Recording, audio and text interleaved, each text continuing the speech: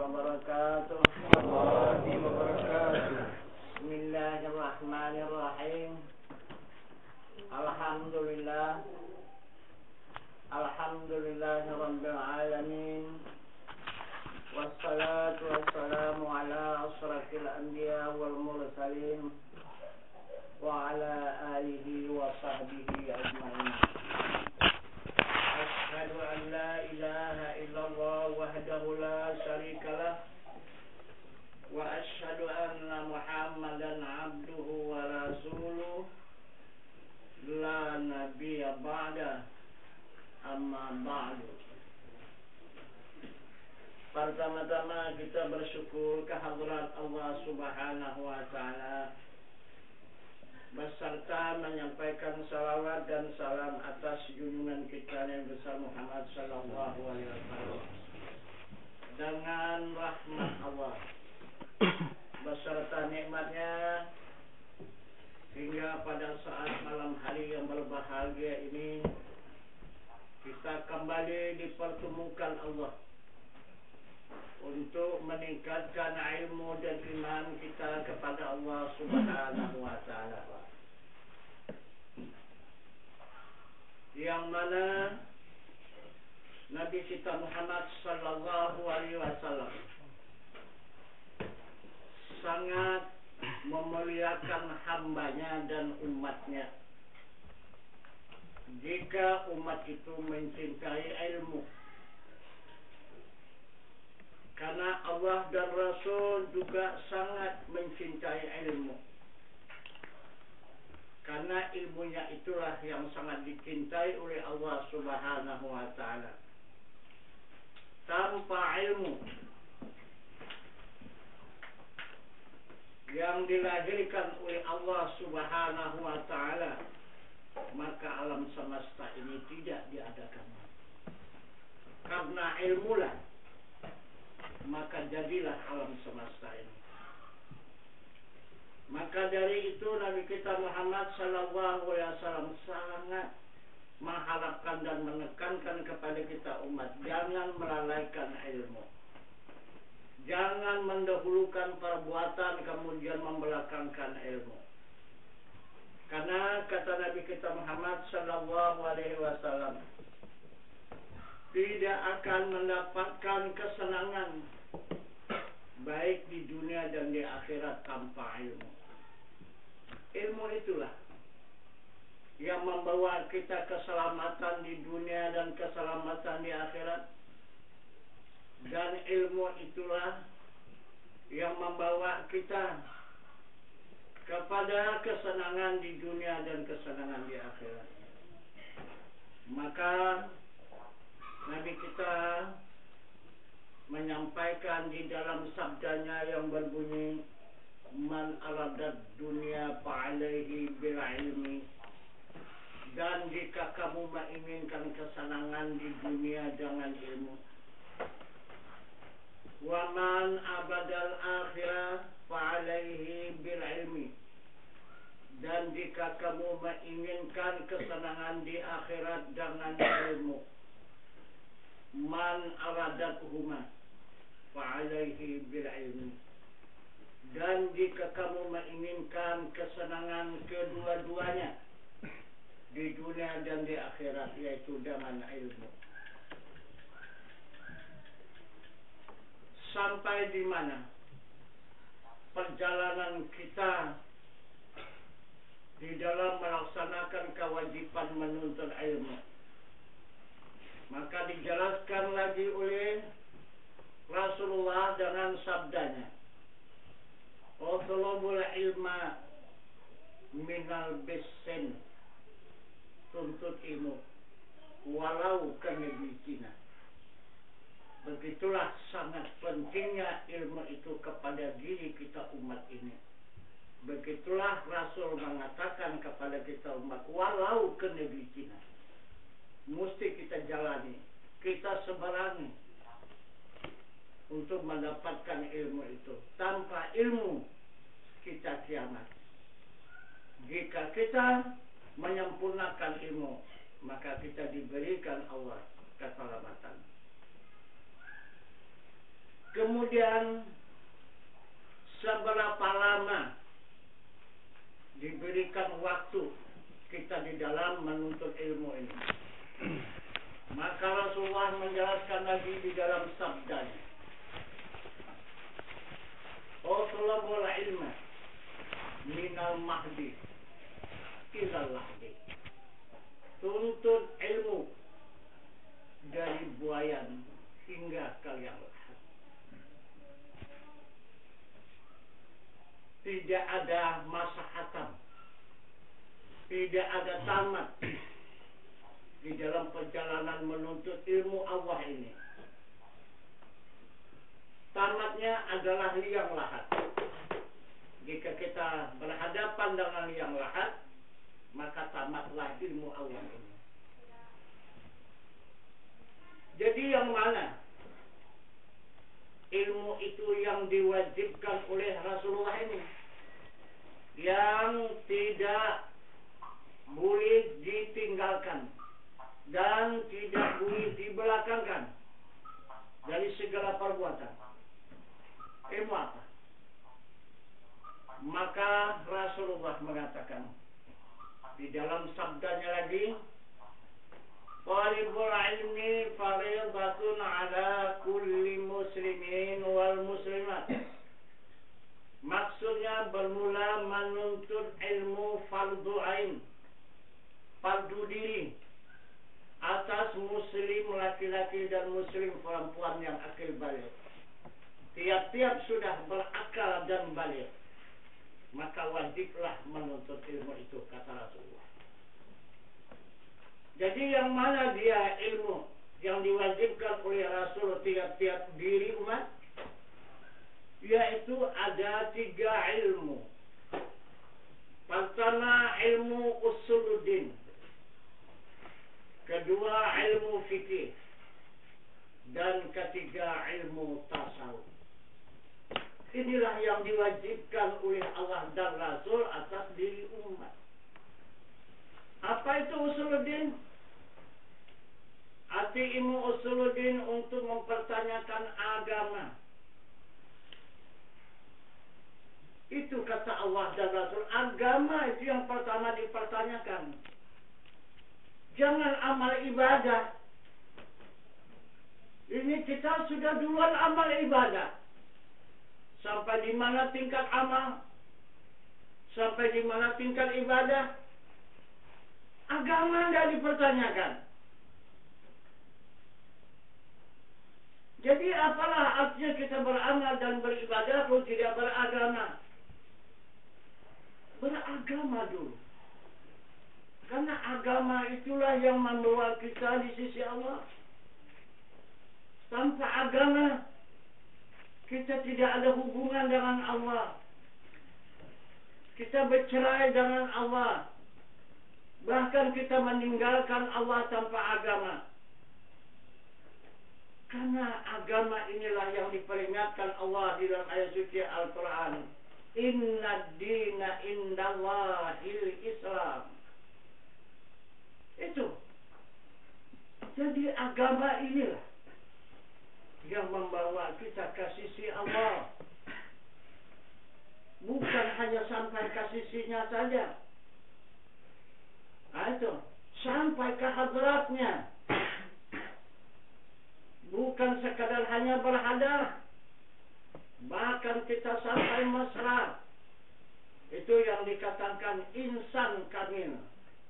Arti kamil itu mesra. Bukan berhadapan, bukan berjumpa dengan Allah. Mesra dengan Allah. Nah, seperti air dengan gula. Dimasukkanlah gula ke dalam air. Mesra dia. Gula itu dengan air. Begitulah satu iktibar. Nah, hamba itu dengan Allah. Itu pun masih kasar iktibar itu. Yang sebenarnya yang dimaksud insan kamil itu seperti ombak di lautan dengan air lautan. Nah, begitulah masalahnya insan dengan Allah Subhanahu wa ta'ala. Bagaimana masalahnya ombak dengan air. Nah, sampai di sana kita dibawa oleh agama. Kenapa ini maka kita belakangkan agama? Asal kita pertanyakan bagaimana amal, bagaimana ibadah, bagaimana amal, bagaimana ibadah. Tapi agama tidak dipertanyakan. Sedangkan Nabi kita Muhammad sallallahu alaihi wasallam menekankan, mewajibkan, memperdukan agama lebih dulu dipertanyakan.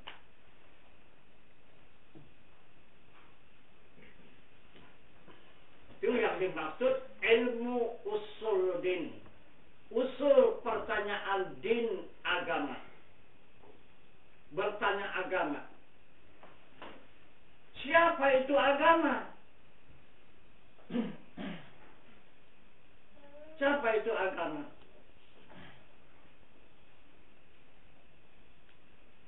Rasul lagi menegaskan di dalam sabdanya, awaludin ma'rifatullah.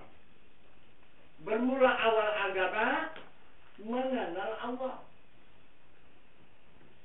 Siapa yang mengenal kepada Allah baru mendapat awal daripada agama. Apa itu yang dimaksud dengan Allah? Yang dimaksud dengan Allah itu ada 4 martabat isinya. Pertama zat, kedua sifat, ketiga asma, dan keempat af'al. Itu yang wajib dipertanyakan. Yang mana yang dimaksud af'al Allah, perbuatan Allah? Mana dia? Kemudian, mana yang dimaksud dengan asma Allah? Di mana dia? Dan mana yang dimaksud dengan sifat Allah ataupun wajahnya, ataupun nurnya? Di mana dia? Dan mana yang dimaksud dengan zat Allah itu? Di mana dia? Dan siapa itu zat? Itulah yang wajib dipertanyakan, kata Rasul, tiap-tiap umat muslim laki-laki dan muslim perempuan yang akil balik. Jika sudah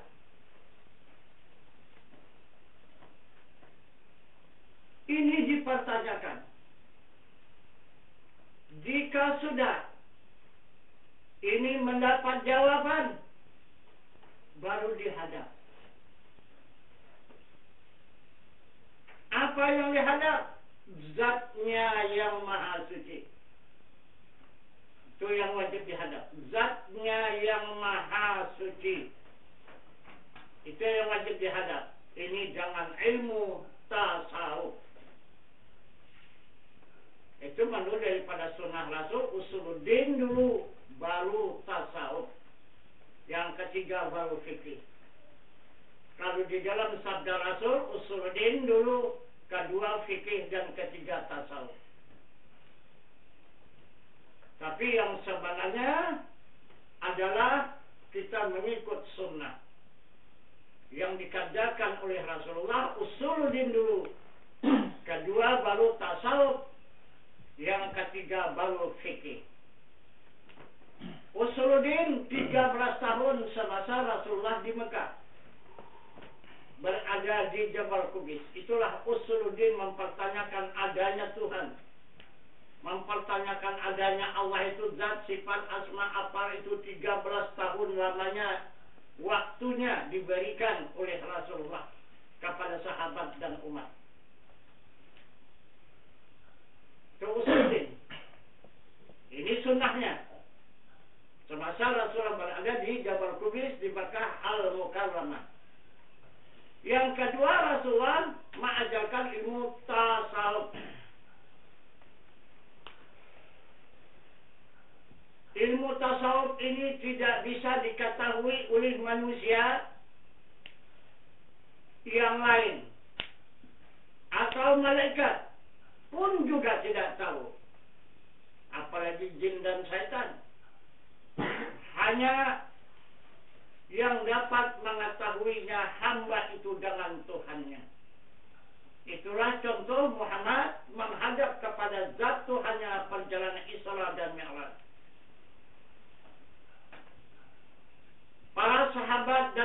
tinggal di Mekah Al-Mukarramah di Jabal Qubis. Para malaikat tinggal di langit. Dan panglima malaikat yang bernama Jibril tinggal di Sidratul Muntaha di langit yang ketujuh. Dan Muhammad melewati alam nur 70.000 lapis. Baru dia menghadap ke alam zat Allah Subhanahu wa ta'ala. Tidak ada yang bisa mengetahui dan menyaksikan, hanya Muhammad dan Tuhannya. Itulah arti tasawuf. Tidak ada orang yang tahu hubungan diri kita dengan Tuhan. Hanya kita sendiri yang tahu. Dan Allah sendiri yang tahu dengan hambanya. Yang bisa menghadap kepada dirinya. Itu arti tasawuf. Nah, jika sudah kita bertasawuf, baru kita punya iman. Ini yang dimaksud iman. Karena sudah diketahui diri Allah itu. Kemudian baru dihadap. Ini yang dikatakan iman. Nah, jika sudah punya iman, iman inilah yang dibawa turun. Turun ke mana? Turun ke syariat. Turun ke syariat. Itulah melakukan amal ibadah. Itulah hijrah. Arti hijrah ini berpindah. Tidak lagi di Mekah.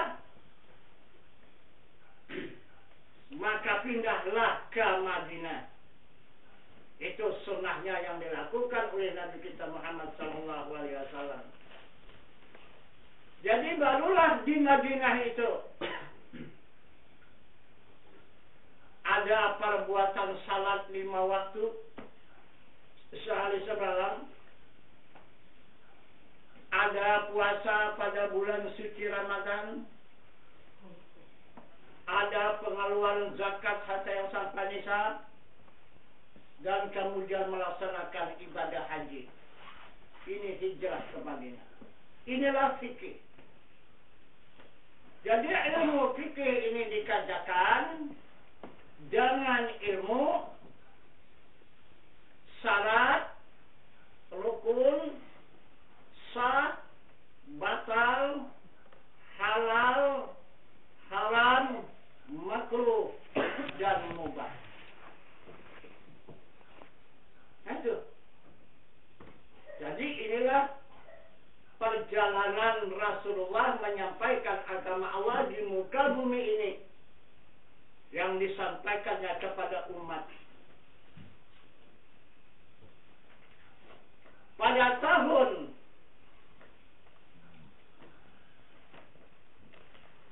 1000 Hijrah,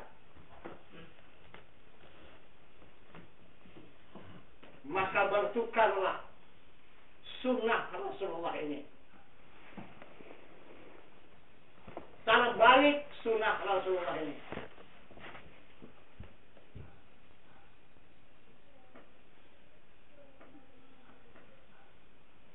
Kenapa maka terbalik?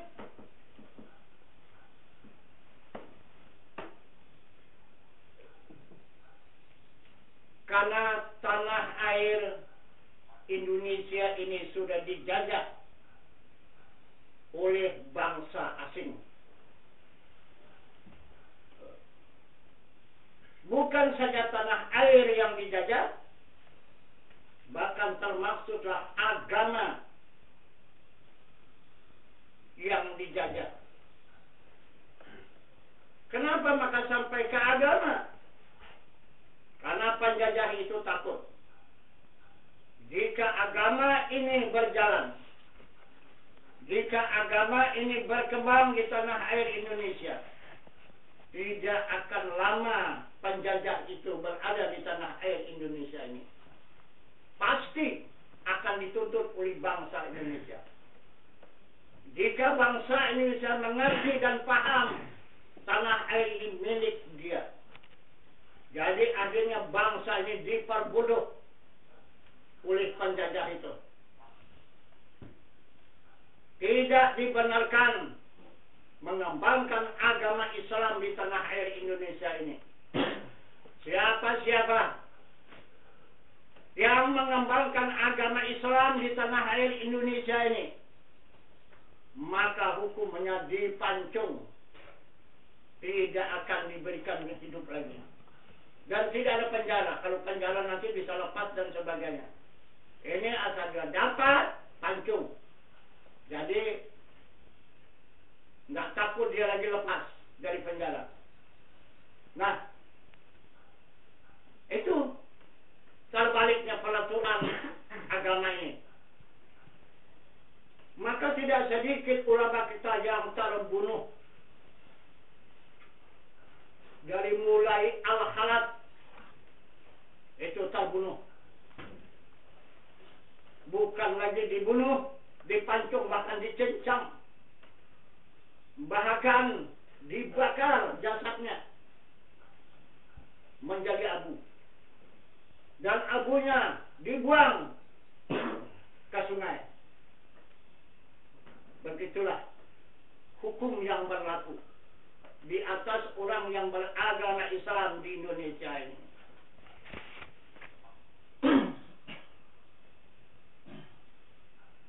Kemudian dipasanglah seluruh intelijen di seluruh pulau Indonesia ini.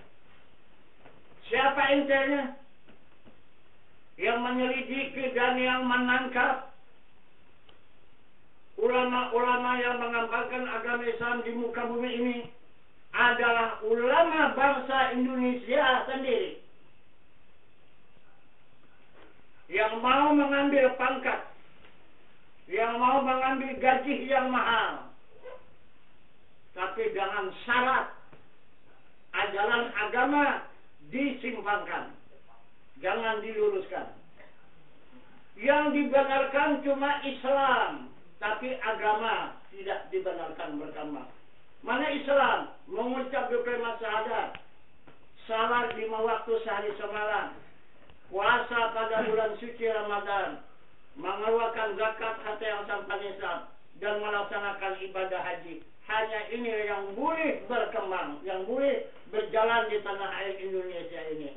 Kalau ini memang dibantu, ini memang disemarakan, karena penjajah itu dia memandang dan mengetahui kalau sekadar ini bangsa Indonesia yang dikerjakan, itu adalah bangsa yang sangat bodoh. Itu seperti anak kecil sedang tidur yang tidak tahu hak miliknya. Jadi begitulah selama kita 350 tahun bangsa Indonesia dianggap oleh penjajah itu anak kecil yang sedang tidur, yang tidak tahu dengan hak miliknya. Akhirnya hak milik bangsa Indonesia dijadikan oleh penjajah itu kekayaan yang luar biasa, tapi kita tidak sadar. Nah itu. Nah itu maka sekarang dengarkan syiar di seluruh Indonesia ini, syiar-syiar yang disampaikan oleh para dakwah-dakwah, dai-dai bangsa Indonesia pada sekarang ini, yang boleh kita syiarkan, yang boleh kita kerjakan, yang boleh kita kembangkan syariat, syariat, syariat, syariat, syariat, syariat, syariat. Jangan menyinggung hakikat. Jika terdengar suara hakikat, sesat. Itu ulama penjajah. Nah itu. Memang betul kata dia, tanah air sudah kami lepaskan, tidak kami jajah lagi. Tanah air sudah kami berikan kepada bangsa ini, tapi nomor agama tidak akan kami berikan. Tetap 99% agama Islam masih di tangan kami di Indonesia. 1% cuma lagi yang dimiliki oleh bangsa Indonesia agama ini, Islam ini. Agama cuma 1%. Seluruh bangsa Indonesia 99% masih dikuasai penjajah. Nah itu. Tetapi sekarang dia membunuh, tidak lagi pakai senjata modern, tidak lagi pakai pasukan tank, yang di darat pasukan kapal selam di lautan, kapal udara di udara sana. Tidak pakai itu, tidak pakai tentara yang terlatih lagi, adalah ustaz-ustaz yang terlatih. Dengan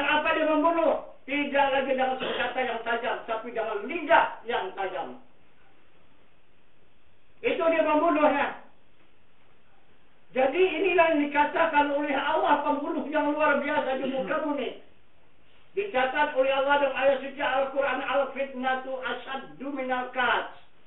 Fitnah itu lebih kejam daripada pembunuhan. Kalau kita dengan pedang hanya satu orang itu yang terbunuh. Satu kali aja. Tapi kalau lidah satu kali meluncur, bisa ribuan orang yang korban. Nah itu. Satu orang saja usah mengatakan itu jangan didekati, jangan didengar itu ajaran itu sesat, itu salah. Itu kafir itu. Mana orang balik lagi ke saudara ustaz yang begitu? Nah, pada hari ini masih tercatat di Al-Quran, masih tercatat di dalam kitab-kitab yang masih ada sekarang ini. Tapi itu pun sudah banyak yang disasar. Itu sudah banyak diarsipkan, sudah disimpan kitab-kitab yang penting, diambil, dikutip, disembunyikan alias sudah dibakar. Supaya umat Islam kehilangan pedoman. Tidak akan bisa kehilangan pedoman karena Quran yang dipakai umat Islam bukan Quran yang di kertas itu. Quran di dalam dada. Itu al-ilmu fis sudur. Ilmu di dalam dada, Al-Quran di dalam dada umat Islam, bukan di lemari. Nggak bisa, walaupun dibakarnya habis, tidak akan Quran itu bisa hangus. Nah itu. Nah, coba kita renungkan. Sekarang ini dilarang hakikat. Yang boleh syariat. Salat syariat, puasa syariat, zakat syariat, haji syariat, pelaksanaan pernikahan syariat, pakaian syariat, segalanya syariat. Apa itu arti syariat?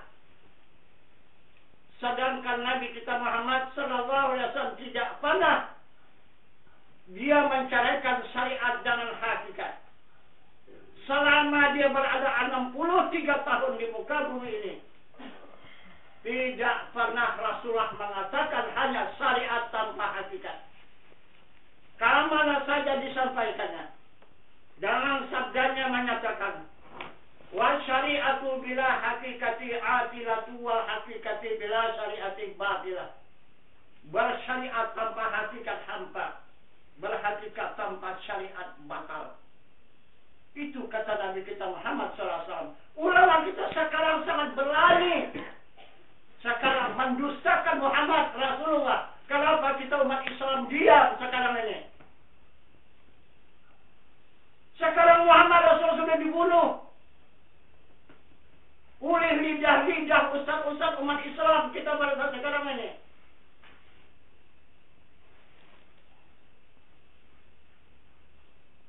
Tidak ada lagi Muhammad Rasulullah kekasih Allah yang mengembangkan agama Allah di muka bumi ini. Penggantinya adalah ustaz-ustaz inilah sekarang. Yang mengganti Rasulullah di muka bumi mengembangkan agama Allah. Maka berani dia memperubah syariat saja tanpa hakikat. Coba kita renungkan, coba kita periksa arti syariat itu apa dan arti hakikat itu apa. Arti syariat itu perbuatan, arti hakikat itu hak. Artinya yang hak, yang benar. Jadi Rasulullah menganjurkan kapan berbuatlah tapi yang benar. Salatlah tapi yang benar. Berzakatlah tapi yang benar. Berpuasa tapi yang benar. Laksanakan ibadah haji tapi yang benar. Inilah. Tidak peduli yang benar, yang penting kerjakan. Itu yang penting kerjakan. Tidak penting benar, jangan tidak ikuti, tidak mau tahu. Ini sekarang. Jadi apa lagi artinya kalau kita tidak ada kebenaran lagi? Kalau hanya pekerjaan saja yang ada kebenaran, tidak ada untuk apa?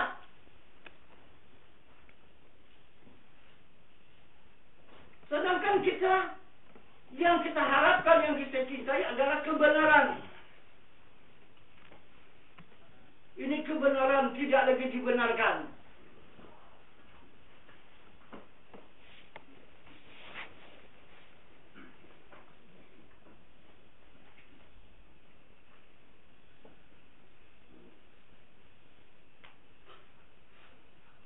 Boleh kita pertanyakan. Kemana aja, silakan. Kita bebas mempertanyakan ke ustaz mana saja. Kita banyak berhubung dengan ustaz. Nah, itu. Coba tanya. Minta izin ustaz. Wajibkah kita ini melakukan salat? Wajiblah. Baik.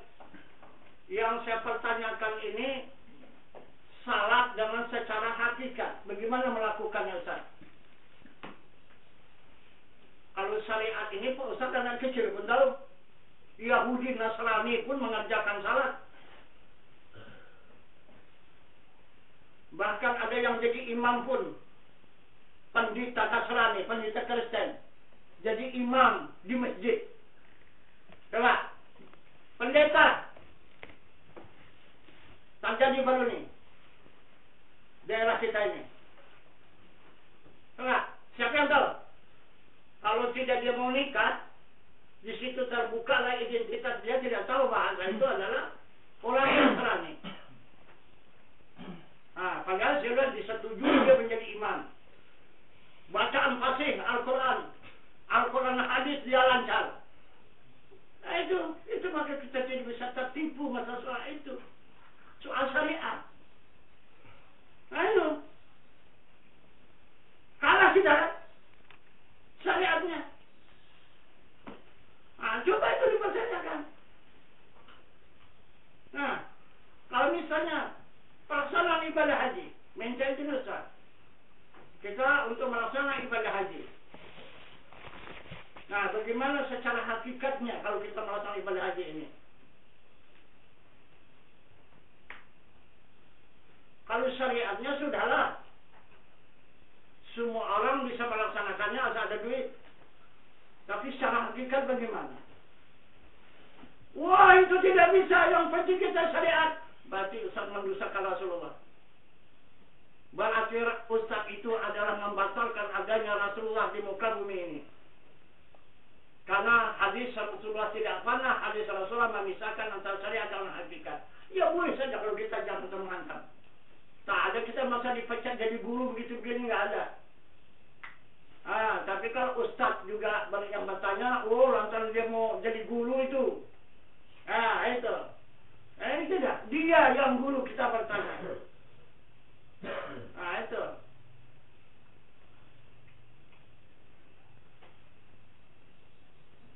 Jadi berarti sekarang ulama kita 99% di Indonesia menunjukkan negeri akhirat sudah tidak ada lagi. Kita masih tenang umat Islam tidur di muka bumi. Ulama cuma yang tak bisa tidur lagi sekarang di muka bumi ini. Saking sedihnya memikirkan bagaimana nasib umat Islam di muka bumi pada saat sekarang ini. Tidak ada akhirat lagi. Ya, kalau sudah ada semua syariat, dunia ini saja semata. Akhirat tidak ada. Akhirat itu hakikat. Jadi ulama-ulama sekarang sudah mengatakan negeri akhirat itu kosong, melompong, tidak ada, bohong. Begitulah bahasanya yang di dalam dada ulama pada sekarang ini. Tapi umat Islam senang tidur di muka bumi, dikatakan oleh ulama negeri akhirat itu tidak ada bohong, melompong. Itu. Coba kita analisa. Coba kita pikirkan tuh.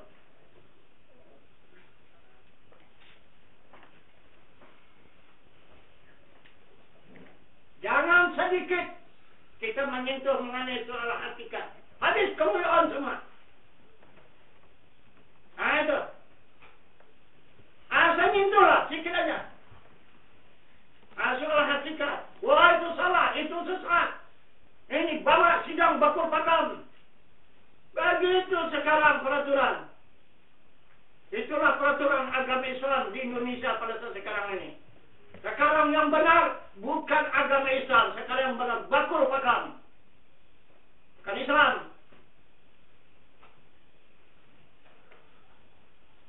Saya sudah masuk ke bakul pakam. Saya sudah menghadapi bakul pakam. Nah itu. 99% di depan saya yang saya hadapi. Tidak ada 1% pembela saya, tidak ada. Kosong. Tidak ada, hanya saya sendiri aja. Nah itu. Itu pada tahun 80 saya sudah berhadapan dari seluruh lapisan masyarakat. Serendah-rendahnya saya nggak sampai ke setinggi-tingginya. Nah di seluruh kabupaten Langkat ini. Nah itu.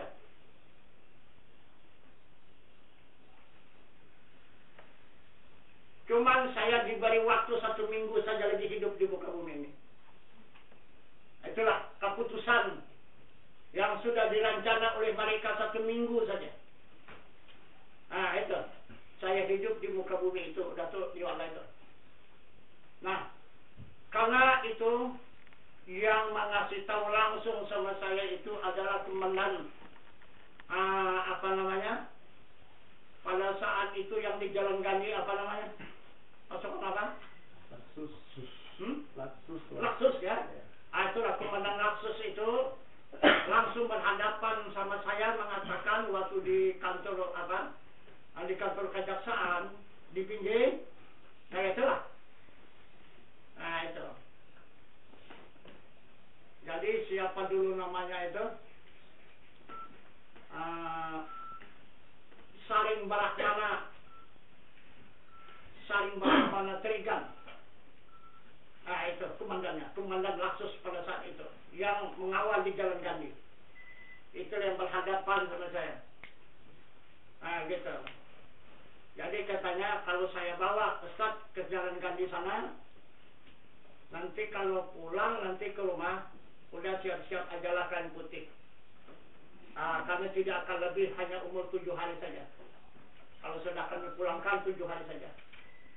Nah itu, habislah itu. 7 hari itulah untuk keluarga. Nah kalau yang mana keluarga mau berjumpa, mau lagi bercerita, hanya waktu 7 hari. Habis 7 hari itu sudah tidak ada lagi. Nah itu. Jadi saya sambut juga. Ya. Itu Pak, saya tidak terkejut. Itu adalah tunangan. Wah. Berani menentang ya? Bukan saya menentang. Itu tunangan. Apakah saya menentang itu?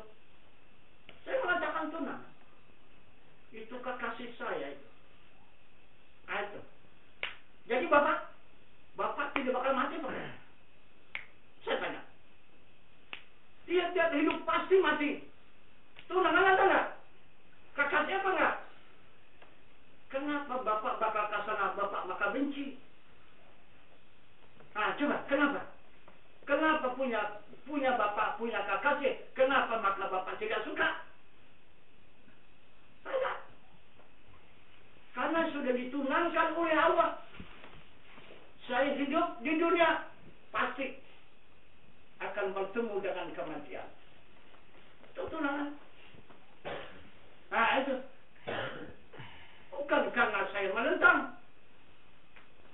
Nah, saya mengikuti pepatah orang tua. Karena saya lahirnya dari orang tua. Apa pepatah orang tua? Takut karena apa? Dan berani itu karena apa? Takut karena bersalah. Nah itu.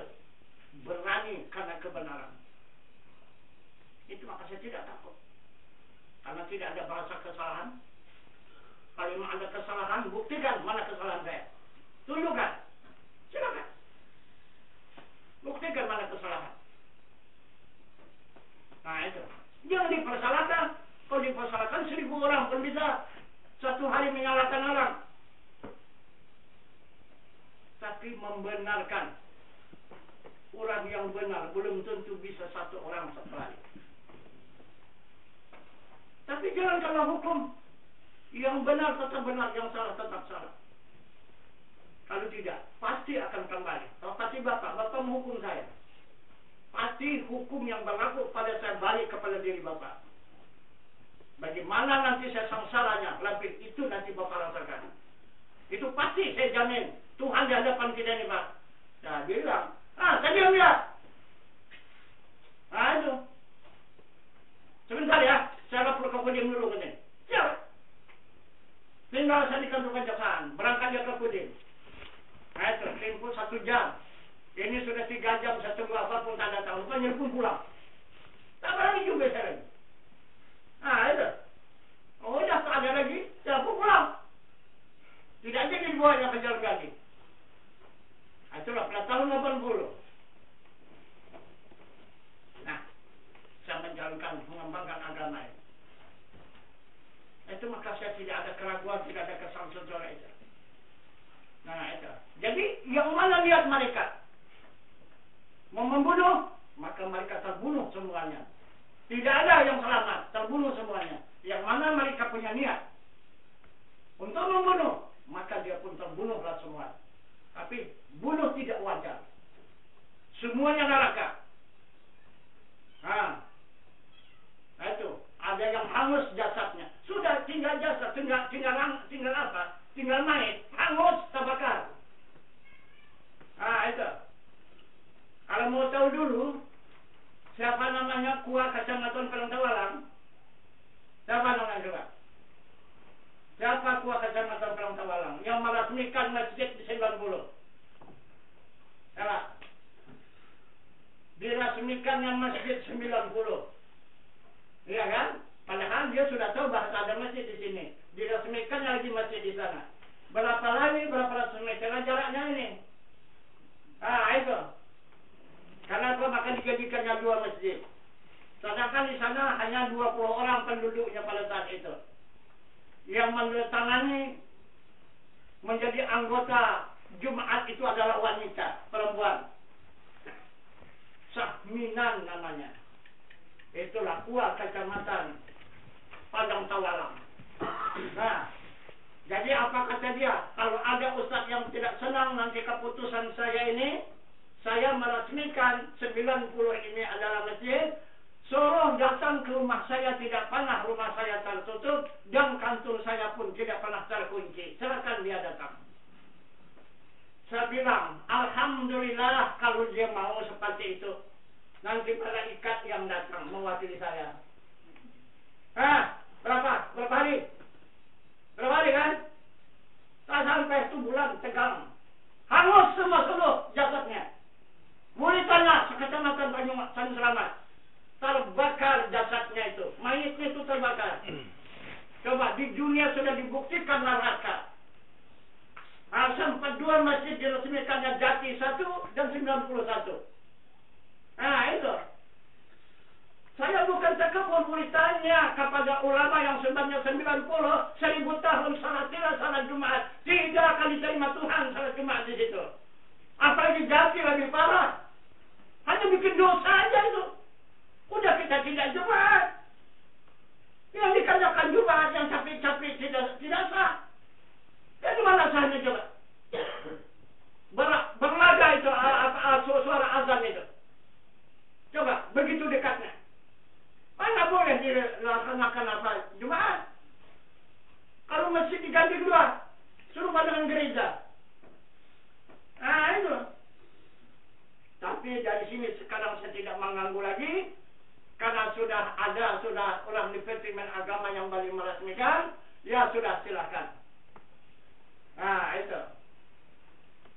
Padahal orang itu hanya untuk melaga, menghancurkan agama Islam yang ada di desa ini. Bukan tujuan untuk baik. Apakah baik beganding begini masjid? Coba. Itu. Cuman karena kita melihat di peraturan hukum, karena kita yang dimenangkan oleh Allah, karena kita yang pertama duluan. Mereka cuma hanya mengadakan penipuan. Macam seperti 90 pertama rumah pengajian dibikin. Sesudah pengajian baru dibikin surau. Dibikin mihrab. Itu sesudah surau baru jadi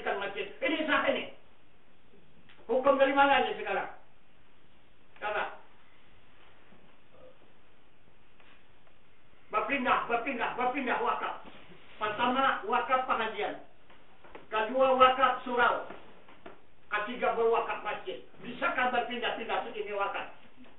Nah, ini.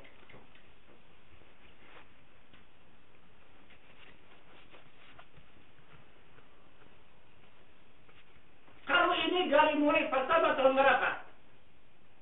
Berapa ibu ini tahun berapa didirikan masjid ini di sini? Itu. Barangkali belum tahun 50. Sudah didirikan masjid di sini. Kemudian karena di situ atas mufakat musyawarah dan mufakat masyarakat di sini dipindah ke situ. Itu juga tanah wakaf. Itu. Nah, jadi karena itu mau dibangun sempit, hanya pas-pas tapak masjid itu saja kecil, maka dipindahkanlah kembali. Jadi yang di sana dinilang, diduitkan, maka digantikanlah kembali. Sekarang dipindah di sini. Nah, jadi masjid yang lama dari semenjak tahun 50 sampai sekarang ini aja. Tidak ada masjid yang lain. Kok bisa ada muncul masjid 90, kok ada muncul masjid di Jati. Itu apa itu? Itu masjid Yahudinya semua kayak itu. Bukan umat Islam punya itu. Kenapa? Maka masjid diadakan tandingan. Coba Yahudi punya. Nah, begitulah kita sekarang di dalam agama Islam ini tidak akan bisa mulus kita menjalankan agama ini.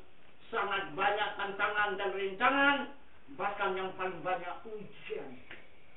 Ujian itu luar biasa. Itu. Karena sekarang kita sudah berada di 99% dengan berimbang hanya 1%. Itu. Tapi baru ini jamaah kita yang dari negeri Belanda sana, yang mengetahui rahasia Belanda itu yang menjajah tanah Indonesia ini, asalnya 5% lagi bangsa Indonesia ini beragama, 95% tidak beragama lagi. Baru bulan puasa baru ini. Itu. Memang orang Indonesia asalnya, tapi dia ini adalah penjelajah mencari ilmu, sehingga sampai sekarang dia berada di negeri Belanda. Maka sekarang di negeri Belanda disayangi oleh orang Belanda itu, karena dia itu adalah perancang membuat kapal. Apa kapal besar, kapal tinker, kapal apa itu dia lah itu. Artinya perancangnya membuat kapal itu. Itu. Jadi itu maka sangat disayangkan oleh orang Belanda itu. Jadi dia tidak senang juga kalau tidak mencari agama yang sebenarnya. Pikir dia berada di negeri Belanda itu, disitulah dia mendapatkan agama ini yang sebenarnya. Terbukti tidak ada. Itu maka akhirnya sampai juga dia kembali. Disitulah dia membuka rahasia itu. Apa rahasia Belanda yang sebenarnya menjajah tanah air Indonesia? Dia adalah untuk mengambil kekayaan tanah air Indonesia ini, karena tanah air Indonesia ini adalah yang sangat mewah dan yang sangat subur dan sangat menguntungkan. Maka dari itu dia habis-habisan kekuatan dia dikerahkan untuk menguasai tanah air Indonesia ini.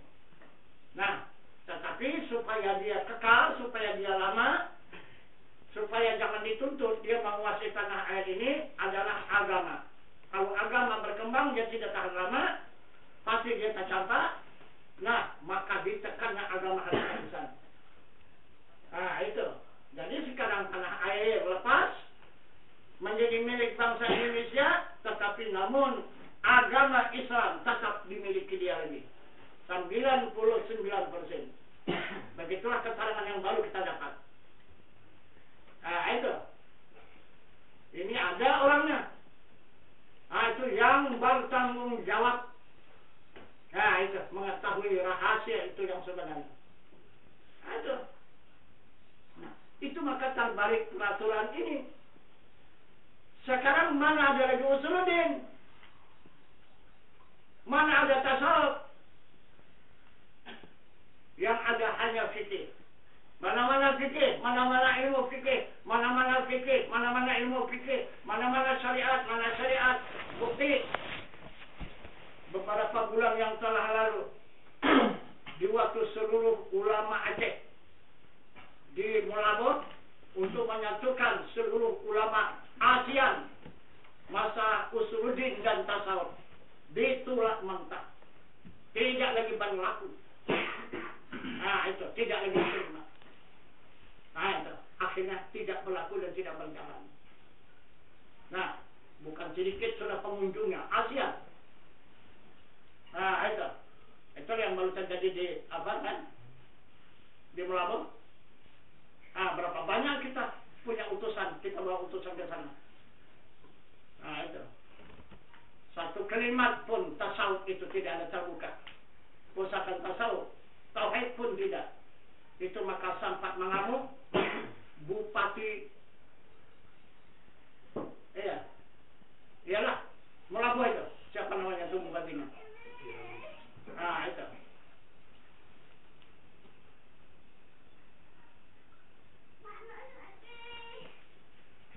Jadi itulah yang terkuat di sana di Aceh. Karena di Aceh ini ada sebahagian tidak bisa dijajah oleh Belanda dulu. Penjajahan Belanda cuma hanya sampai Lok Semawi. Ke dalam tidak bisa. Nah, itu pun sekarang musnah. Yang tidak bisa dimasuki Belanda itu dulu, bisa dimasuki penjajah, itu pun parah. Nah, sekarang ini tidak pun lagi mata putih, penjajahnya mata hitam. Ini yang berat, ini mata hitam nih. Nah itu karena kita tidak tahu mana kawan mana lawan. Kalau dulu bercanda kan, wah ini putih, ini musuh nih. Kalau sekarang yang mencoba-coba. Nah itu satu selimut pun bisa sekarang mancung kita. Nah itu.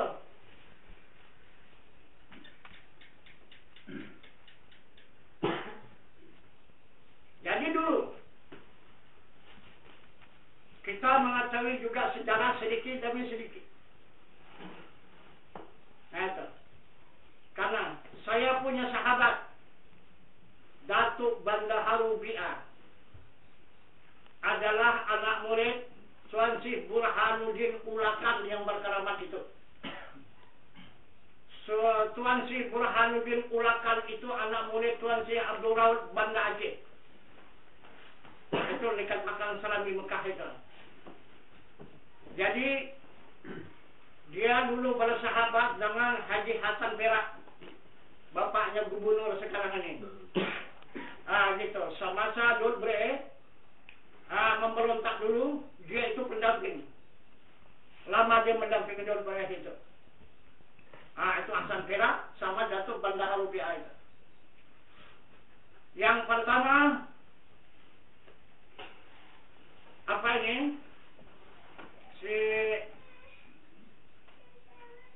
Yang di Jakarta ini, dia adalah menjadi Dewan Mursyid seluruh tarikat yang berkembang di Indonesia. Datuk Bandaharu ini. Seluruh Indonesia Dewan Mursyid dia. Seluruh tarikat. Itu semasa kami munas tahun 90. Di Jakarta. Nah, kemudian saya dilantik menjadi Dewan Mursyid Kabupaten Langkat oleh Datuk Bandaharu. Kemudian semasa kami kembali munas di Jakarta, maka berbalik. Maka Datuk Bandaharu minta dibaiatkan. Jadi saya baiatkan pula Datuk Bandaharu. Jadi berarti dia menugaskan saya menjadi Dewan Mursyid Kabupaten Langkat, tetapi akhirnya dia adalah menjadi jamaah kita. Itu Datuk Bandaharu itu. Jadi masuklah dia ke dalam gulungan Fardhu Ain, Datuk Bandaharu itu. Nah, disitulah dia membuka segala rahasia. Itu bagaimana perjuangan dari mana asalnya Dut Bre itu. Maka dia memberontak kepada Indonesia ini. Pertama, dia tidak pernah terjajah oleh penjajah, yaitu Belanda. Belanda hanya batas Lok Semanggi, tapi ke sana tidak. Satu, maka dia tidak mau menyatu dengan tanah air yang pernah dijajah oleh Belanda itu. Satu. Yang kedua, di waktu Indonesia ini merdeka, belum ada apapun. Pesawat CBJ pun tidak ada. Masih sedang keadaan susah. Bangsa Indonesia pada saat itu yang dipimpin oleh Soekarno. Maka dipanggillah oleh Golbeye Soekarno ke daerah, apa namanya kalau bahasa kita, Batu Licin namanya. Apa namanya bahasa Aceh itu? Batu Li, Batale apa? Batale ya. Itu. Kalau kita Batu Licin. Gitu. Di sana dipanggil, maka bangsa Aceh akan membantu bangsa Indonesia dengan seharga membeli pesawat.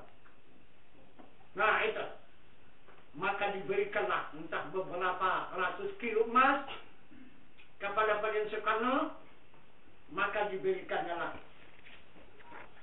Itu kepada Soekarno mewakili bangsa Indonesia untuk membeli pesawat. Itulah pesawat Indonesia pertama memiliki pesawat. Adalah uang dari Aceh. Jadi Presiden Soekarno berutang Aceh. Nah, karena berlarut-larut tidak ada ingat untuk membayar utang, maka yang punya hak menagih. Itu ditagih, tidak dibayar. Akhirnya, udahlah, tidak pun dibagi, tidak pun dipulangkan, itu tidak apa-apa. Cuma kami minta tolong. Kita pisahkan antara Aceh dan Indonesia. Itu asalnya. Maka terjadilah pemberontakan di DII. Ini sebabnya. Itu. Jadi, kalau melihat sejarah ini sampai sekarang, bangsa Indonesia masih terhutang kepada bangsa Aceh. Sebanyak pesawat. 1 biji pesawat. Itu. Jadi kalau dikembangkan sampai sekarang berapa? Saya bilang sama Datuk Bendaharo. Kalau bangsa Indonesia ataupun Soekarno lupa dengan janjinya untuk membayar hutang ini kepada bangsa Aceh, kita berjanji, kita yang bayar. Saya bilang, kita bayar. Kita bayar hutang bangsa Indonesia yang ditandatangani oleh Presiden Soekarno. Kita bayar kepada bangsa Aceh. Di mana kita ambil harta, di mana kita ambil uang? Mudah. Uang dari Allah. Harta kan dari Allah kan? Itu sedang sama Datuk Bendaharo. Jadi orang Aceh membantu bangsa Indonesia melewati Presiden Soekarno untuk membeli pesawat, maka dari situ mendapat kekayaan bangsa Indonesia ini, mendapat pesawat terbang. Antara benua dengan benua, antara pulau dengan pulau. Jadi sekarang bangsa Aceh kita selamatkan dengan cara pembayaran hutang, kita selamatkan pula dia bisa terbang ke akhirat nanti. Kita bayar dengan alam baka, tidak terbayar dengan alam fana. Dia berhutang dunia, tapi kita bayar dengan harta akhirat. Itu saya bilang waktu saya janjikan tahun 90, akhirnya terwujud. Itu. Karena beberapa, pada saat itu, waktu kami dipanggil di rumah itu Ibu Hanabiah, Abu Hanabiah. Itu di situ beberapa utusan, yang pertama kali, kedua berkumpul di sana, dari utusan dari Abu Ibrahim Waila, dari utusan daripada Abu Yus, sudah itu utusan daripada Abu Pergub. Itu sudah itu ada 7 utusan pada saat itu berkumpul di tempat surau ataupun masjid itu Abu Hanifah. Itulah dia menyatakan pagi ikut kan? Kan ikut? Pagi itu ikut menyaksikan untuk kami di sana. Itu. Tapi hendikan pagi tidak lihat itu kami itu. Itu cuma di hati itu yang mereka itu. Itu berkata heran polisi itu keheranan dia. Kenapa maka bisa dapat kilat di foto ini? Kami sudah puas untuk mencari foto ini dan bisa dapat. Itu kena polisi itu. Heran dia. Kami ketangkap salahnya itu. Salah jalan kami diluk sama itu. Tangkap. Itu. Dibawa lah. Dikirim orang telah. Kapos. Tanya dari mana? Dari Abu Hanifah. Saya yakin. Itu. Apa bukti kalau kalian dari Abu Hanifah? Kami dipanggil untuk membaca maulid. Itu kata Haji Musadik. Jadi kami sudah selesai pembacaan maulid, maka kami pun minta permisi pulang. Apa buktinya? Dibuktikanlah, diketiknya kembali, HP-nya dia tunjukkan HP ini foto kami. Ini tuan guru kami, ini Abu Hanifah. Tengok, betul. Wah, ini luar biasa ini gitu. Itu. Ini ulul dal pun tak bisa makan ini gitu. Kata polisi itu, ini dia ulul dal pun tak bisa ini gitu, Abu Hanifah ini. Kok bisa kan foto kan? Kami pun dapat bisa fotonya yang tak dapat kan? Itu batal kami pulang, tak jadi tangkap. Nah, jadi di situ dia menunjukkan kebenaran itu, diterimanya. Nah itu pelajaran agama yang sebenarnya. Mereka masih punya milik. Itu yang tinggal ini adalah masih murid daripada Tuan Syekh Abdul Rauf. Ini seperti ini Abu Hanifah. Ini murid Tuan Syekh Abdul Rauf itu. Ini Abu Hanifah ini. Abu Ibrahim Waira yang belum meninggal kan? Itu yang di apa? Yang di Malabo. Itu baru meninggal itu. Itu juga. Sudah itu Abu apa? Perkum itu. Perkum apa? Apa namanya? Telkum. Telkum. Rungkuk. Itu. Ada 7 waktu kami di situ ada 7. Karena orang itu utusan dulu kemarin sebelum pertemuan kami di Usama itu. Jadi utusannya masing-masing, ini utusan dari sini, utusan dari sini, utusan dari sini. Nah, jadi semua utusan itu melaporkan kepada Abu itu masing-masing, maka Abu itu mengakui ini memang kebenaran. Cuma dikatakannya ini yang kalian jumpa ini adalah secara kerasulan. Tapi kita tidak memiliki itu. Kita cuma hanya kenabian. Kita tidak dapat lagi menyebarluaskan agama ini, cuma hanya untuk pakai untuk keluarga. Kalau untuk menyebarkan secara umum sudah tidak bisa. Tapi yang kalian jumpa ini adalah bisa mengembangkan secara umum. Adalah yang mewarisi kerasulan, yang untuk mengembangkan agama ini. Kita tak bisa. Kita cuma hanya kenabian.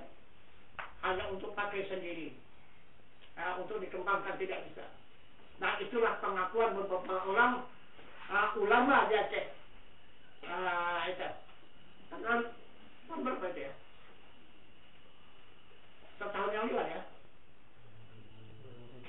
Setahun yang lewat lah. 3 tahun Bang. 3 tahun yang lalu. 3 tahun yang lalu ya? Itulah. Masa masih disusu. Iya.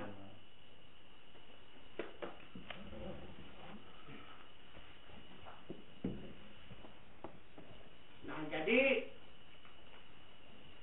alhamdulillah, walaupun begitu tantangan dan rintangan perjalanan agama Islam di tanah air Indonesia ini,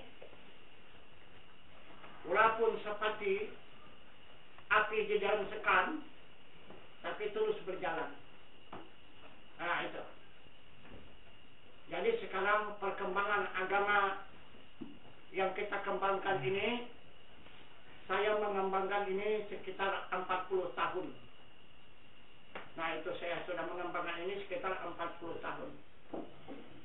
Kurang sedikit ya. Tahun 68 sampai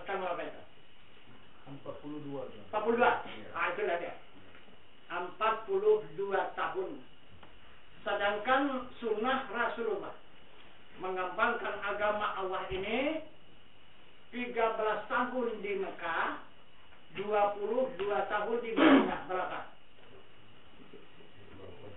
38. Ya? 38. 38. Jadi saya sudah 42. Kan sudah lebih tinggi saya dari Rasulullah, kan sudah hebat kali itu. Ya. Coba. Masih juga berjalan. Rasulullah cuma hanya 38 tahun. Habis. Dihatamkan Allah. Kita sudah 42 tahun. Itu. Sudah melebihi berapa itu? 4 tahun ya? 4 tahun. Itu. Bahkan saya pikir dulu, saya sampai faktur yang dikatakan oleh Rasulullah 63 tahun, barangkali ini pulang, saya pikir kan. Pas pula, kena panggilan sakit kan, memang cukup berat. Inilah jalan pulang. Itu, pada tahun 2001. Itu, karena saya melaksanakan ibadah haji tahun 2000 kan. 2001 kena lah. Itu sakit yang luar biasa. Itu. Rupanya belum juga pulang. Gitu. Masih dilanjutkan lagi. Itu. Nah, jadi pada saat sekarang ini, kira-kira ada barangkali 2 bulan ya, lepas kita pertemuan kita sama apa itu, sama Abu Hanafi ini, maka dipanggillah saya ke Jakarta. Gitu. Jadi sampai saya di Jakarta, maka pertama diundang dari Jatinegara, Kampung Melayu. Di situ bahagian keturunan orang India yang pedagang-pedagang apa itu Kalimantan itu, minta dibaiatkan 38 orang. Nah, saya baiatkanlah di sana. Kemudian kami dipanggil lagi ke Bogor, di puncak yang sangat dingin itu, di hotel yang luar biasa dinginnya, tanpa AC, tapi dinginnya luar biasa, melebihi AC lagi. Nah, apa kerja? Hanya membaiatkan. Di situ 1 hari 1 malam di situ yang berbaiat orang atas sana, orang Bandung. Semua dari Bandung ke situ dia berkunjung untuk menerima baiat. Kemudian pulang kami dari puncak, kembali kami ke apa? Ke Cibubur. Ke apa? Apa namanya? Di daerah apa itu? Lubang Buaya tuh. Kampung Melayu. Bukan, Kampung Melayu tuh. Lubang Buaya. Daerah Lubang Buaya. Di situ kan rumah Pak Ridwan di situ. Kemudian dipanggil ke Bekasi, juga daerah orang pedagang permata, itu Kalimantan yang banyak, yang dipimpin oleh syekhnya yang bernama Sajudin, orang dari Kalimantan. Itu. Jadi di situ saya diminta membaiatkan sebanyak 50 orang. Itu. Jadi di situ banyak orang Malaysia, orang Singapura ikut dari situ. Ada orang pedagang-pedagang semua itu. Kemudian selanjutnya kami dipanggil lagi ke Banten. Itu. Di Tangerang. Di pesantren Ashabun Naza yang dipimpin oleh kiainya Agus Ghafurur Rahim. Nah, di situ seluruh yang mengajar di pesantren itu 76 orang gurunya, semua minta dibaiatkan. 25 orang tamatan Mekah, 25 orang tamatan Madinah, 26 orang tamatan Mesir. Berarti itu dunia di situ. Jadi itulah kata Pak Abu Hanafi hal itu kan. Itu nanti yang berkembang ini bukan saja di sini di Aceh dan bukan saja di Sumatera Utara, Ini nanti ilmu ini berkembang di seluruh dunia. Tidak ada beberapa bulan terwujud. Itu kan orang dunia itu. Jadi menunjukkan di dunia tidak ada lagi yang bisa menyelamatkan umat secara hakikat. Karena tidak ada lagi tempat pembaiatan itu tidak ada. Itu tidak ada. Untuk tempat penyerahan diri kepada Allah itu tidak ada lagi. Sesuai dengan Al-Quran, wa tawakkal 'alal hayyil ladzi la yamut. Serahkan dirimu kepada Tuhanmu yang hidup, yang tiada mati. Di dunia sudah tidak ada lagi tempat hamba Allah ini untuk menyerahkan dirinya kepada Tuhannya. Tidak ada lagi yang bisa mempertemukan diri hamba dengan Tuhannya, tidak ada. Itu bukti dunia. Itu.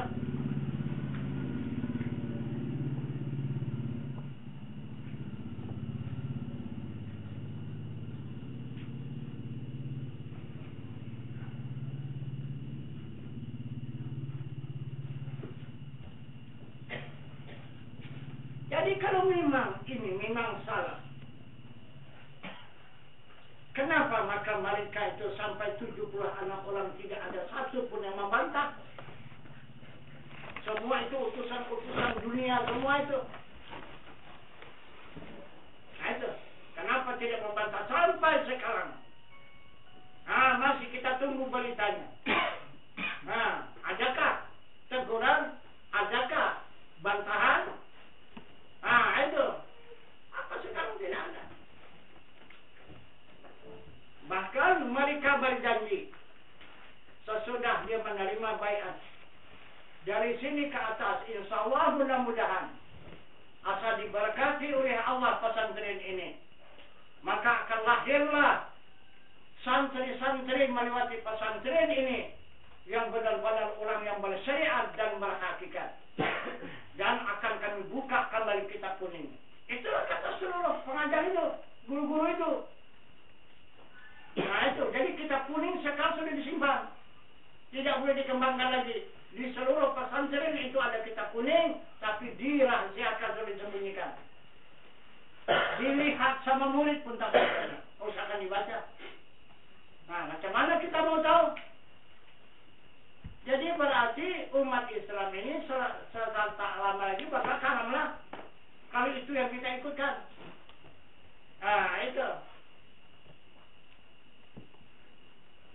Jadi inilah kita berusaha, walaupun kita itu sebentar timbul, sebentar tenggelam, seperti sabut di dalam lautan, tetapi tetap akan kita usahakan kita berjalan untuk memberikan pedoman, untuk memberikan petunjuk kepada umat Islam yang betul-betul menghendaki kepada kebenaran.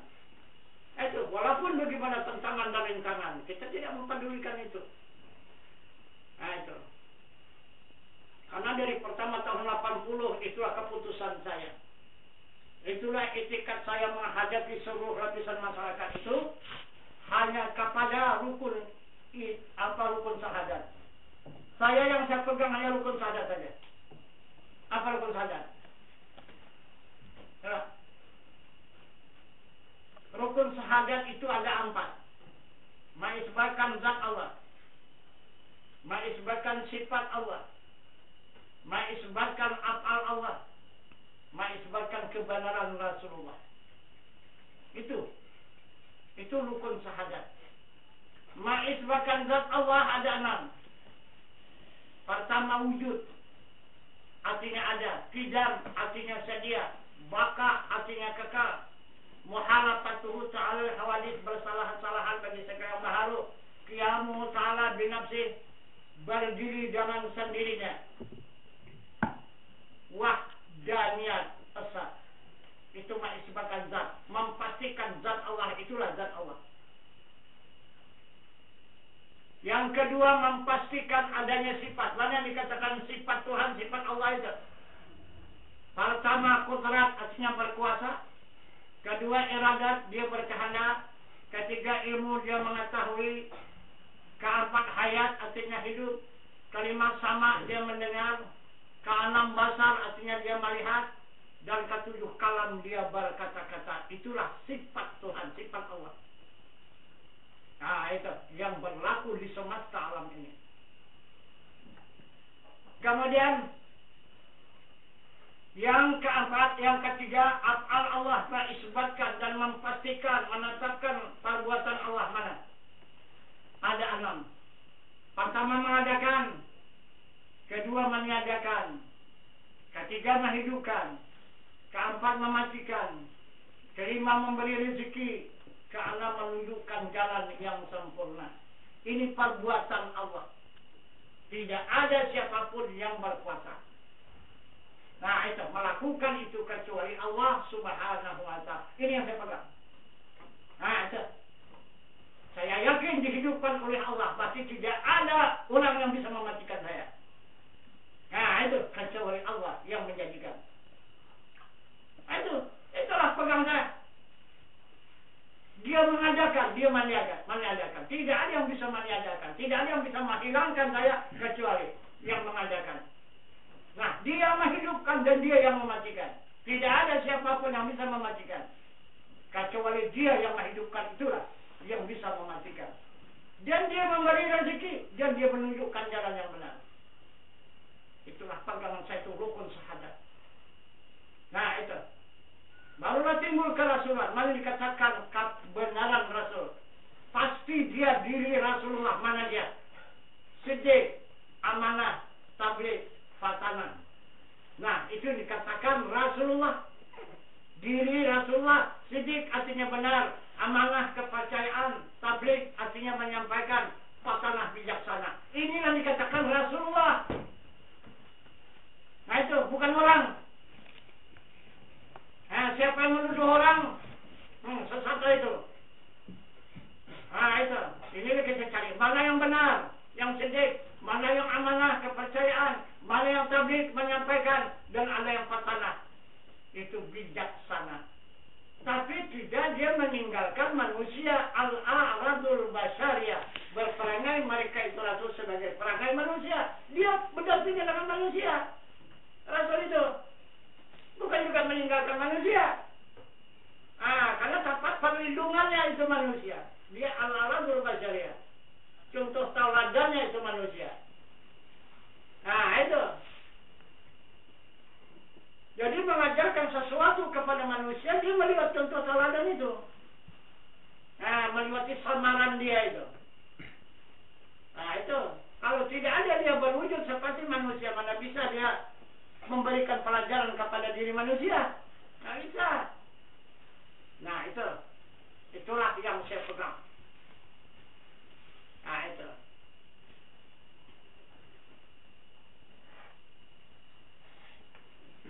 Nah, jadi kemudian beberapa hadis yang sudah kita sampaikan tadi. Apa yang dipertunjukkan oleh Rasulullah kepada kita umat? Apa yang dipertunjukkannya itu? Yang dipertunjukkan itu isi hatinya. Yang dipertunjukkannya isi hatinya. Itu yang dikatakan isi hatinya, benda yang ada di dalam surga. Apa itu benda yang di dalam surga? Itulah 3 buah bajana yang ada di dalam surga itu. Apa isi yang 3 buah bajana itu? Pertama ilmu, kedua iman, ketiga Islam, keempat sabar, kelima pikir, keadab nur, ketujuh hikmah. Itu 3 buah bajana. Itu yang dimasukkan oleh malaikat Jibril ke dalam kalbu Nabi. Penuh kalbu Nabi dengan 3 buah bajana itu. Maka bajana itu benda yang dicintai oleh Allah. Nah, jadi siapa saja yang menyontoh perbuatan Rasul itu bisa memasukkan 3 buah bajana ke dalam kalbu. Dia pasti akan dicintai oleh Allah. Nah itu tidak akan diragukan lagi.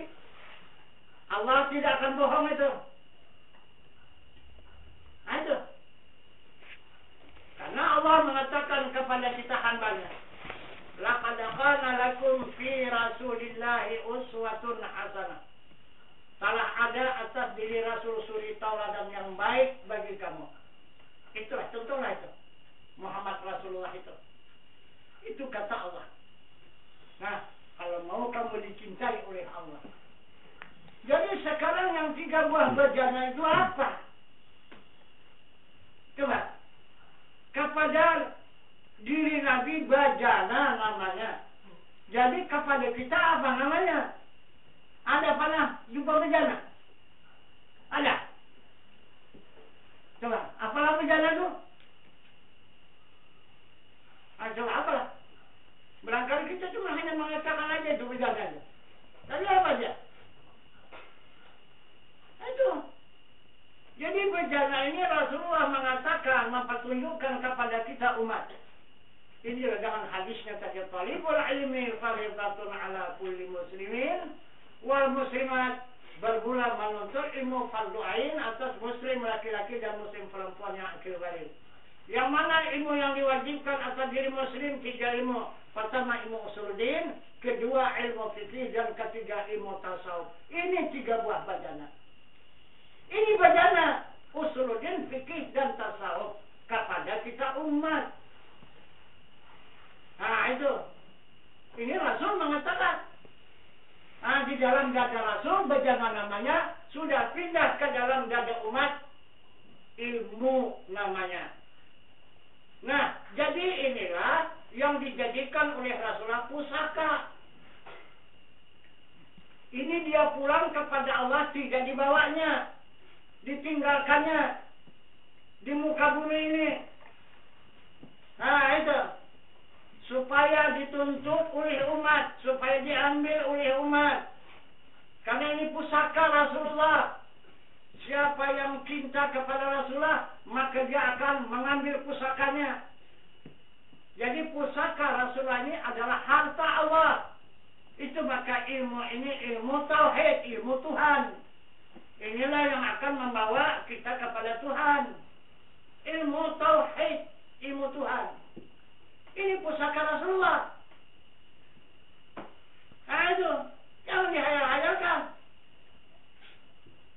Jadi jika kita tuntut 3 ilmu ini, usuluddin, fikih, dan tasawuf, maka berkembang dia di dalam kalbu itu menjadi ilmu. Sudah sempurna ilmunya menjadi iman. Sudah menjadi iman baru menjadi Islam. Sudah menjadi Islam baru menjadi sabar. Sudah menjadi sabar baru menjadi fikir. Sesudah menjadi fikir baru menjadi nur. Sesudah menjadi nur baru menjadi hikmah. Itu 3 buah bejana. Dijamin oleh Allah, dipastikan Allah surga. Nah itu, diharamkannya disentuh oleh neraka. Lalu kita dapat mengisi itu di dalam kalbu kita yang 3 buah bejana ini. Nah itu. Inilah pusaka Rasulullah. Jadi sekarang kita itu membagi-bagikan pusaka Rasul. Nah itu. Siapa yang kepingin? Siapa yang yakin? Nah itu kepada pusaka Rasulullah. Karena dengan jalan pusaka Rasulullah inilah jalan keselamatan kita kembali kepada Allah, mendapatkan jalan ihdinas siratal mustaqim, untuk mendapatkan jalan yang lurus, jalan yang diridai oleh Allah Subhanahu wa taala. Nah itu. Kalau dia tak dapat. Nah, jadi inilah barangkali sebagai tambahan pelajaran kita pada malam ini untuk meningkatkan ilmu dan iman kita kepada Allah Subhanahu wa taala, dan kemudian boleh kita lanjutkan kembali dengan usuluddin. Karena usuluddin ini 13 tahun ini, itu diberikan waktu oleh Rasulullah kepada kita umat untuk menjalankan usuluddin ini. Baru nanti naik ke tasawuf. Sudah tasawuf, baru fikih, baru melakukan amal ibadah. Ini usuluddin yang tidak ada, apalagi tasawufnya sudah amal ibadah. Apa tak kemana-mana amal ibadah, yang ke sungai, yang ke laut, yang ke parit, tak kemana-mana. Coba. Jadi yang parah lagi di dalam salat kita itu kita, salat bukan tanggung, sudah berbisul sudah kepalanya untuk sujud kan? Untuk sujud lebih bisul, bukan lagi baca lagi berbisul udah. Ya saking lamanya sudah sujud kan? Tapi apa yang kita lakukan sujud itu? Sujud karena sumpah. Itu tanda karena sumpah. Itu dilihat. Ara'aita alladhi yukadzibu bid-dini fadzalika alladhi yad'u al-yatim wa la yahuddu 'ala ta'amil miskin. Fawailul lil musallin alladzina an salatihim sahun. Kalau sumpah apa enggak? Tahukah kamu orang mendustakan agama kata Allah? Orang yang mendustakan Tuhannya. Agama itu Tuhannya. Orang yang tidak menyantuni anak yatim, yang tidak membantu kepala fakir dan miskin. Fawailul lil musallin alladzina an salatihim sahun. Celaka orang yang salat. Itu yang dikerjakan. Coba.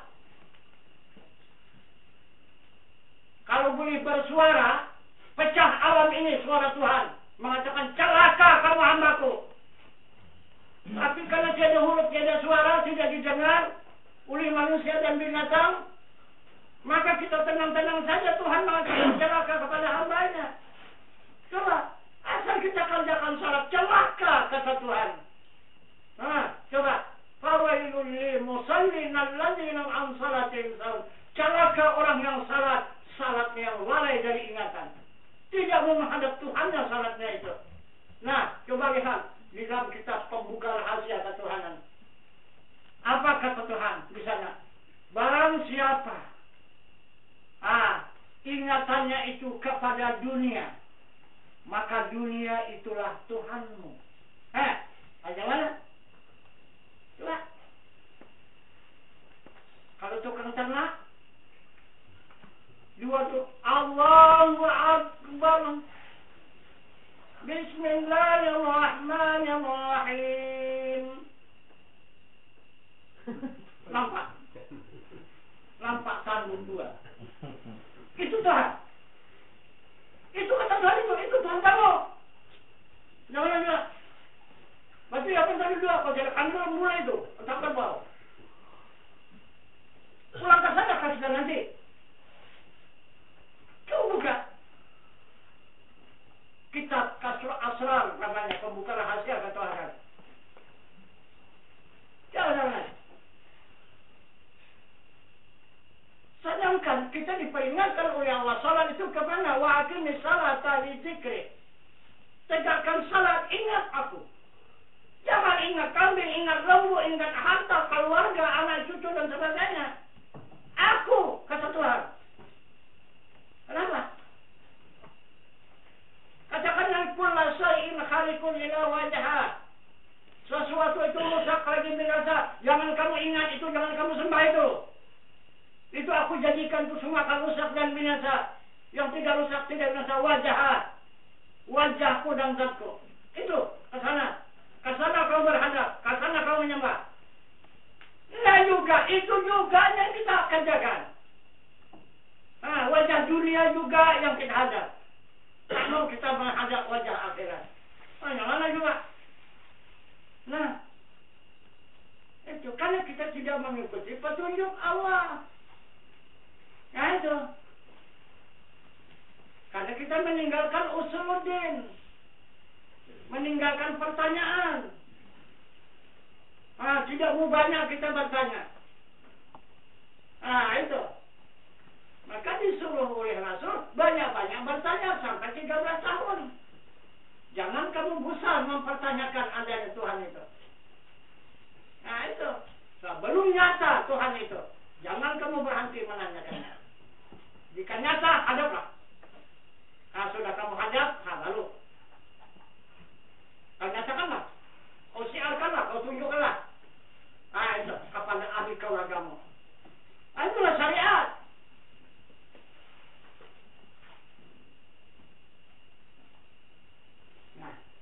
Jadi barangkali ini saja dulu kita padakan keterangan pada malam ini, maka bersambung dengan usul yaitu pertanyaan Dan kita akhiri wabillahi taufiq wa hidayah. Assalamualaikum warahmatullahi wabarakatuh. Waalaikumsalam.